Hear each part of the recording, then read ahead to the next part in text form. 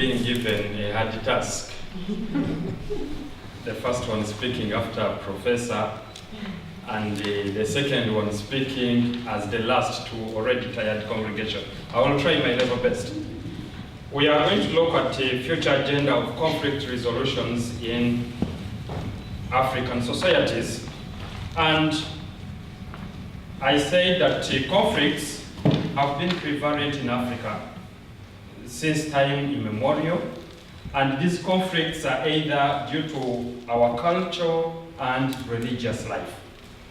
The moment we would get culture and religion out of man, I don't think we would still have conflict. But for as long as we have cultures, for as long as we have religions that are springing up every day, then conflicts will always be there. Now, it is obvious that conflict is a natural phenomenon.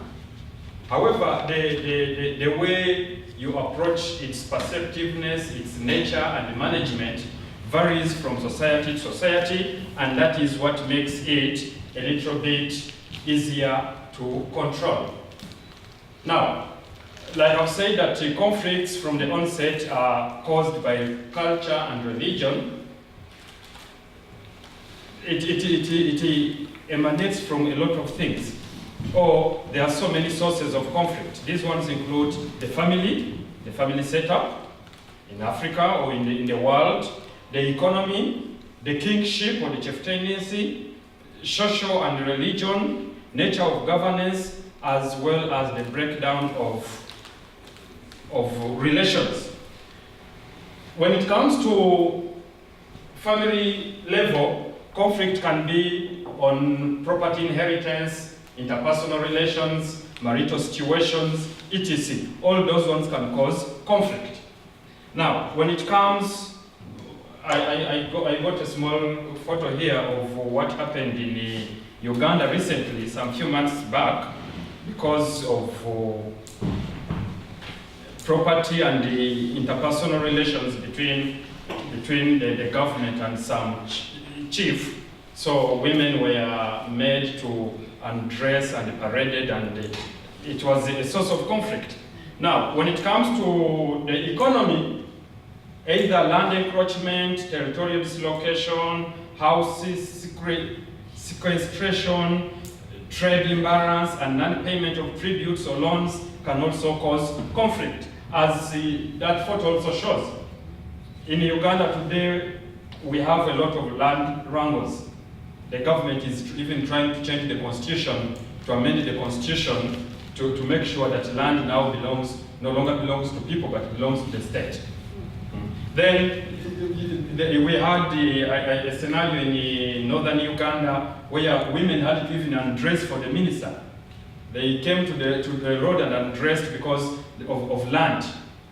Others were butchered because of land. These women were left homeless because of land. So when it comes to the economy, conflict also emanates, and the causes are either land or things like that. Then, when conflict is the breakdown of diplomatic relations, still where maybe the political sphere where people don't relate, they don't work together, it also brings about conflict. Now, the nature of governance. In Africa, it is difficult to determine the directional flow of the government policy. There is a lot of corruption, there is a lot of nepotism, there is a lot of, all those ones have caused conflict. As still you can see, people's houses are burnt, and all the conflict is because of the government. One government wants to be, one political party wants to be in power, another one. So in the process, it causes a lot of conflict. But with all those conflicts, who rescue us from ourselves? What is the future of resolving all the conflicts that we are facing? I believe when I was making my research, I felt like the first solution is if we could design appropriate mechanisms akin to a constructive conflict resolution model. We look at a particular model which must see the light of day so that it can enhance the wheels of development in our modern Africa. Then, secondly, integration and harmonization of all mechanisms. people are moving into the 21st century. He was talking of phones and the like. But we shouldn't forget the history. It is important we try and integrate the history to our current trend so that we don't wash away all the culture. We don't go back to the history, but we should just integrate it into, so that it can replicate the engines of positive peace processes. Then we should also have peace education. Peace education should be the concern of all, of the young and the old. Everybody should be involved in peace education, because with peace education, we shall have, it will enhance the virtues of patience, endurance, truthful character, helpful hands to the needy, the counseling zeal, honesty of purpose, the humane feeling. People no longer have that humane feeling in themselves, obedience to the norms and the law, and confidence in the process of governance. Unless you educate people to have confidence in the process of governance, then we shall not have peace. Then, adaptation of the alternative dispute resolution, the ADR. This alternative dispute resolution, in fact, started from Africa. But because we could not take it on properly, the Western world copied it and it used it well. So, Africa certainly needs this ADR to get along with the rest of the world and to resolve internal conflicts in her domain. The world is fighting, and all the attention is put on the West, but when you come to Africa, it is more horrible. If Professor was telling me, if you could know what was happening in Kenya, even yesterday, today I was reading news, the opposition leader says, no, we cannot agree to sham elections. If it means people dying, let them die. So, unless we have an alternative dispute resolution model that we can embark on, then we shall not have peace in the world and in Africa.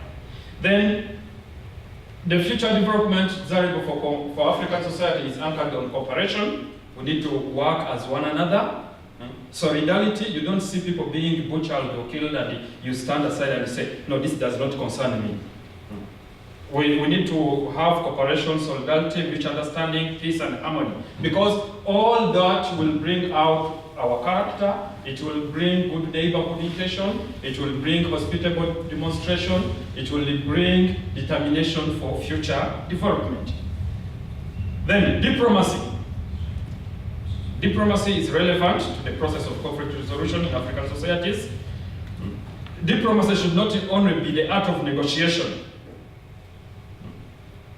but it should be much more than sharing. And then lastly, maybe engaging religious organizations in the process of making peace and conflict resolution. We shouldn't leave it to the politicians. We need to engage faith-based organizations. Then we should also have the idea of collectivism.